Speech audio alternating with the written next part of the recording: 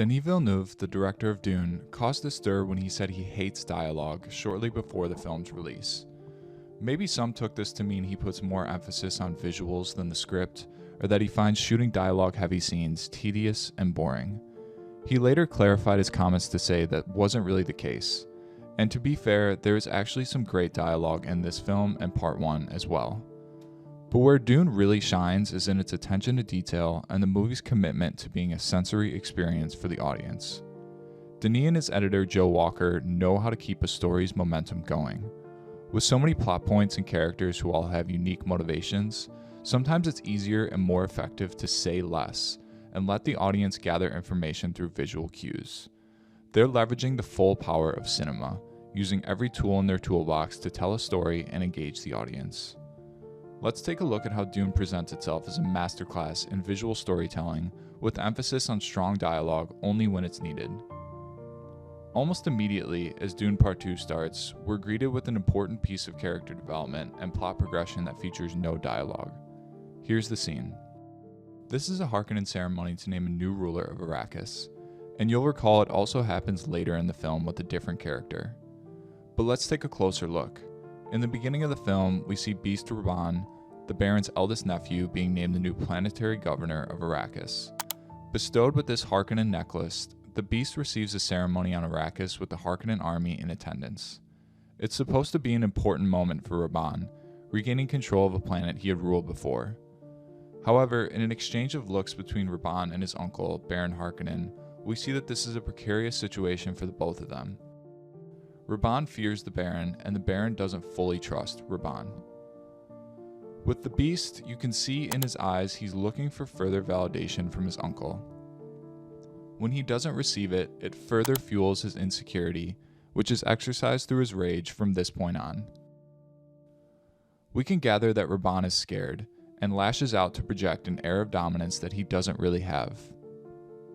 The Baron still has the power, pulling strings from the shadows. And later in the film, we get further confirmation that the Beast is not doing a good enough job on Arrakis. The Fremen are winning the war, the Harkonnens are losing spice, so the Baron has no choice but to try again in anointing the ruler of Arrakis and his eventual heir. Let's jump forward to Feyd-Rautha now and compare his ceremony to his brother's. At this point, he's on Giedi Prime, coming of age on his birthday. As a part of the ceremony, he's to fight 3 Atreides soldiers who have been drugged. Feyd activates his shield.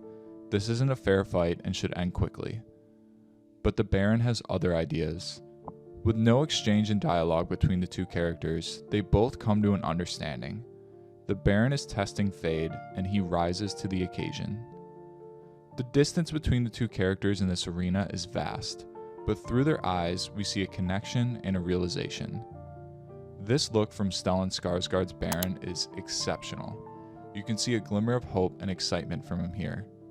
He's having fun with this whole exchange, but he knows his plans under Raban aren't going as well as they should and needs a new strategy to tame Arrakis.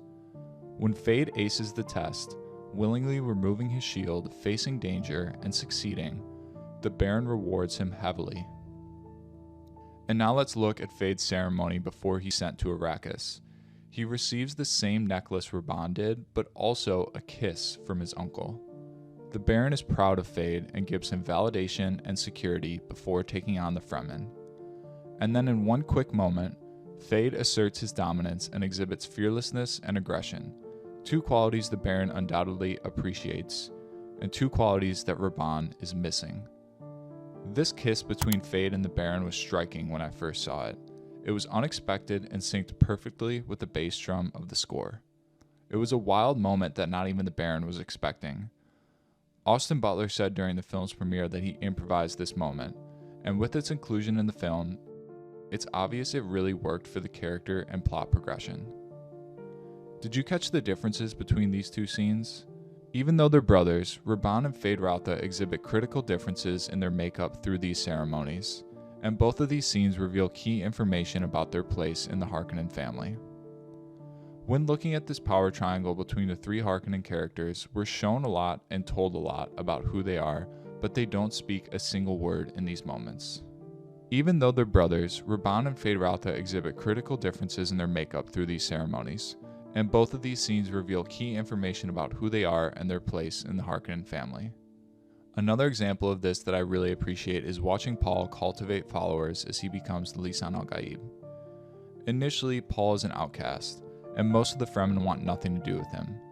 But once his mother survives the Water of Life ceremony, as written in the prophecy, the diehard fundamentalists start to root for him. Check out the group behind Stilgar as Paul is preparing for his first test in becoming Fremen, a night alone in the desert. You briefly see a few Fremen standing behind Stilgar, who look to be these same characters from this scene. After he passes that test and aids the Fremen in their war, look how many people show up for his first worm ride. Then, watch what Chani sees after he passes that test. Later, his final test, drinking the Water of Life, more and more people are here to witness as the prophecy continues to unfold. Which finally leads us to this moment. All Fremen are behind Muad'Dib as Duke of Arrakis. There are so many amazing visual clues throughout this film, and small nods and looks between characters. Initially, I will say that there were a few moments in this movie where on my first watch, I thought they moved just a bit too fast. I was initially hoping for a little more interaction between characters, or longer battle scenes. Yet on my second and third watches of this film, I noticed more and more of these details, making each scene richer and more impactful. I now feel like the editing is perfect, and there's really nothing missing from this story. I feel like that's a sign of a great film, picking up on more and more every time you rewatch it.